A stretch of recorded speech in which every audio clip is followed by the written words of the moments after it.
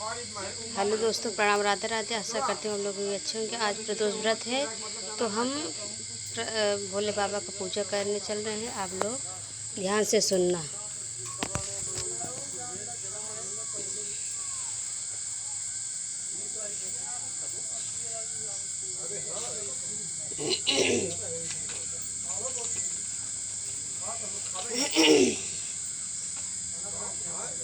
शुक्रवार त्रयोदशी प्रदोष व्रत कथा।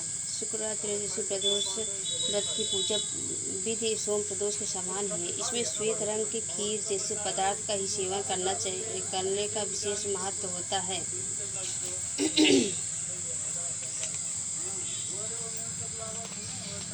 सूत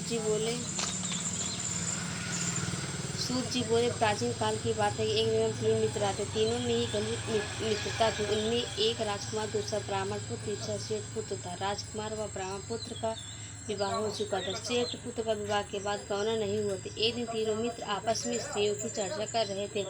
ब्राह्मण पुत्र ने नारियों की प्रशंसा करते हुए कहा कि नारीहीन घर भूतों का डेरा होता है। सेठ पुत्र ने वचन सुनकर अपनी पत्नी लाने का तुरंत निश्चय किया। सेठ पुत्र अपने घर गया और माता पिता से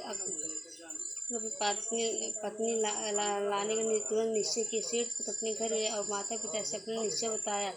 उन्होंने बेटे से कहा, शुक्र देवता डूबे हुए हैं। इन दिनों बहू बेटियों को उनके घर से विदा कर लाना शुभ नहीं आता। शुक्रोदय के बाद तुम अपनी पत्नी को विदा करा लाना। सेठ पुत्र अपनी जिद से टस से मस नहीं हुआ और अपने ससुराल का जा पहुंचा। सास ससुर को उसके इरादे का पता चल। उन्होंने इसको समझाने की कोशिश की किंतु वह नहीं माना। उन्हें विवश हो अपनी कन्या को विदा करना पड़ा। ससुराल से विदा होकर पति नगर से बाहर निकले ही थे कि उनकी बैलगाड़ी का पहिया टूट गया और एक बैल की टांग टूट गई। पत्नी को भी काफी चोट आई। सेठ पुत्र ने आगे चलने का प्रयत्न जारी रखा, तभी डाकुओं से भेंट हो गई और वे धन धान लूट कर ले गए। सेठ पुत्र पत्नी सहित रोता पीटता अपने घर पहुंचा। जाते ही उसे सांप ने डस लिया। उसके पिता ने वैद्यों को बुलाया। उन्होंने देखने के बाद घोषणा की कि सेठ पुत्र 3 दिन में मर जाएगा।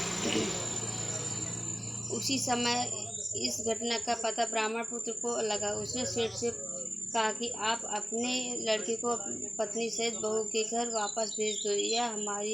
यह सारी बाधाएं इसलिए आई हैं कि आपका पुत्र शुक्राश्र में पत्नी विदा करा लाया है। यदि यह वहां पहुंच जाएगा तो बच जाएगा। सेठ को ब्राह्मण पुत्र की बात जच गई और अपने पुत्रवधू को वापस लौटा लिया। वहां पहुंचते ही सेठ पुत्र की हालत ठीक होनी आरंभ हो गई। शेष